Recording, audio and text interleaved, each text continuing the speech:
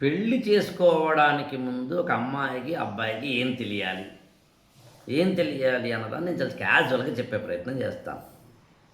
మీ అమ్మాయికి కానీ, మీ అబ్బాయికి కానీ, లేదా మా అమ్మాయికి కానీ, మా అబ్బాయికి కానీ ఎవరికైనాను పెళ్ళిళ్ళు చేసేటప్పుడు ఫస్ట్ అండ్ ఫోర్‌మోస్ట్ తెలుసుకోవాల్సింది లేదా స్టెప్ వైస్ చెప్తాను మీకు. స్టెప్ నంబర్ 1 ఎలాగూ గోత్రాలు, జాతకాలు, న్యూమరాలజీలు, ఆస్తులు, అంతస్తులు, కట్నాలు, కానుకలు ఐ థింక్ ఇవన్నీ మాట్లాడుకుంటారు.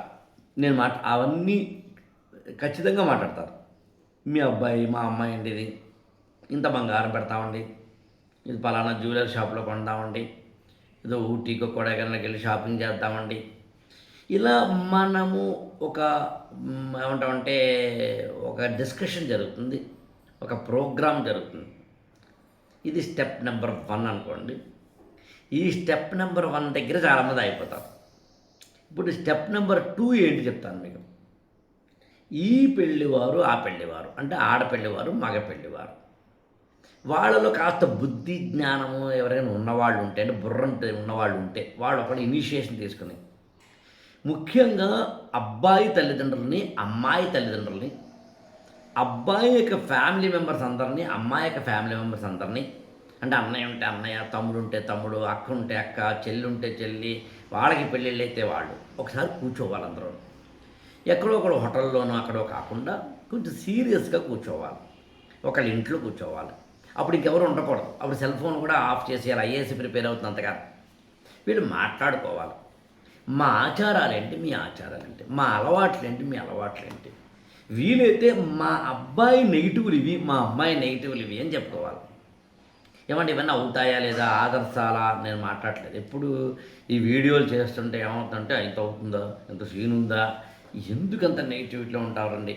ఎందుకంటే మాకు ఆ రిపోర్ట్స్ కూడా వస్తుంటాయి కాబట్టి చెప్తున్నాను. వింటే వినాలి, కట్టేస్తే కట్టేయాలి. సో అందుకని ఎండ్ పాయింట్ మా అబ్బాయి అండి మార్నింగ్ లేట్గా లేస్తాడండి. మా అమ్మాయి కొంచెం కోపం ఎక్కువండి. మా అమ్మాయికి వంట అంతగా రాదండి. ఇలా నెగిటివ్ని అన్న కానీ రిమార్క్స్ చెప్పుకోవాలి. అంటే కొంచెం ఓపెన్ అప్ అవ్వాలి. మనం అన్నీ దాచేసి ముందు వీళ్ళు పెళ్ళి అయిపోతే అన్నీ క్లియర్ అయిపోతాయి అంటాం కానీ పెళ్ళైతే క్లియర్ అవ్వడానికి ఏముందండి, కొట్టుకు చావడం తప్ప. అందుకని ఎవరెవరు ఇక్కడ కూర్చున్నారు, the very important persons of the 2 families, అటు ఇటు వాళ్ళు మాత్రమే. ఇది ఇనిషియేషన్ ఎవరు బుర్రనవాడు ఎందుకున్నాను, ఆ బుర్రనవాడు ఐడెంటిఫై చేసి వాళ్ళు చెప్పగలగాలి. ఏమంటే మీ అమ్మాయి ఏంటండి ఇన్స్టాలో ఉంటుందా, ఉంటుంది. మా అమ్మాయి ఇన్స్టా లేకపోతే అసలు ఏం లేదని వాళ్ళ అక్క వాళ్ళ అమ్మ చెప్తుంది. అక్కడ బయటపడతారు. ఓహో ఇన్స్టాలో ఉంటుంది అమ్మాయి.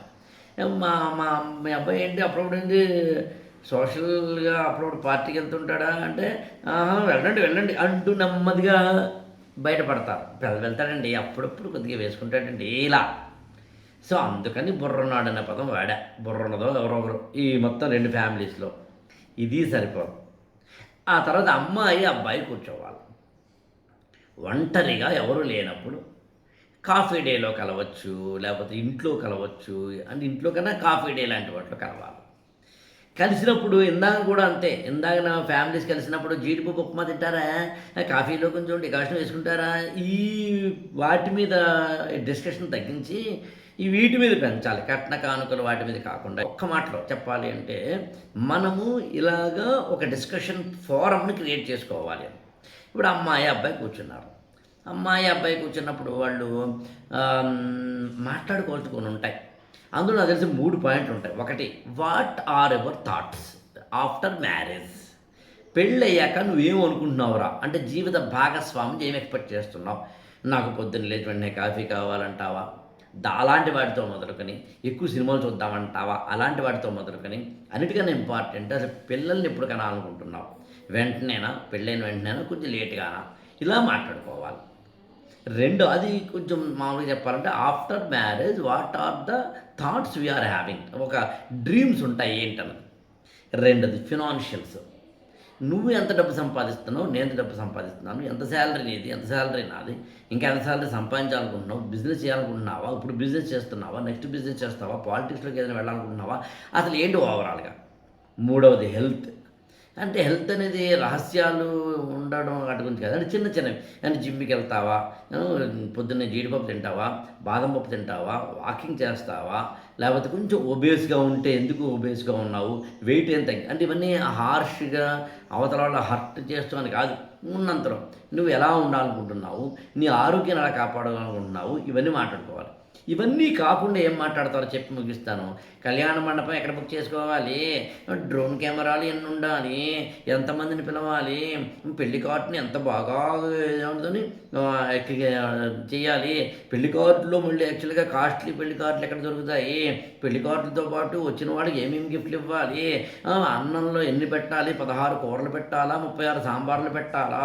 కళ్యాణ మండపంలో అటు నుంచేమో అబ్బాయి, ఇటు నుంచి అబ్బాయి ఏదో ఫాస్ట్‌గా పరిగెత్తుకుంటూ వస్తున్నాం ఏదైనా ఒకటి చేద్దామా? ప్రీ వెడ్డింగ్ షూటింగ్ ఎక్కడ చేద్దాము? ప్రీ వెడ్డింగ్ షూట్ తర్వాత మళ్ళీ పోస్ట్ వెడ్డింగ్ షూట్ ఎక్కడ చేద్దాము? వెడ్డింగ్ జరుగుతుండగా షూట్ ఎక్కడ చేద్దాము? పంతులు గారిని మర్చిపోయి వీళ్ళిద్దరితోటి ఏదైనా ఆటలు ఆడిద్దామా? లేదా పైనుంచేమో క్రేన్‌లో పెళ్ళికొడుకును, ఆ క్రేన్‌లో పెళ్ళికూతురు దిగితే వీళ్ళిద్దరు కింద దిగుతూ ఉంటే ఒక బాంబు ఒకటి పేలుద్దామా? ఇలాంటి పనికి మాలిన ఆలోచనలతోటి పెళ్ళిని ఆర్భాటంగా చేసుకునే అంటే బుర్రని మోకాల్లో పెట్టుకున్న సమాజంలోకి వెళ్తున్న ఈ రోజుల్లో అలా కాకూడదని చెప్పడమే నా ఉద్దేశం. అవన్నీ ఎందుకు డిస్కషను? అసలు అంత ఆర్భాటం ఎందుకు? పెళ్ళి అనేది ఇద్దరి వ్యక్తిగత వ్యవహారం, సాంఘిక వ్యవహారం కాదు. అందో వందలాది మందిని పిలిచేసి ఊళ్ళో మెడకాయ మీద తలకాయ ఉన్న ప్రతి ఒక్కరిని పిలిచేసి ఎందుకంత? ఎవరి కోసం? నీ పెళ్ళికి నీ శోభనానికి 100 మంది రావాలా? నీ ప్రైవేట్ వ్యవహారం, ఇద్దరు ఫ్యామిలీస్ వ్యవహారం, ఇద్దరికి సంబంధించిన కుటుంబాలకు సంబంధించిన ఆత్మీయతలకు సంబంధించిన వ్యవహారం.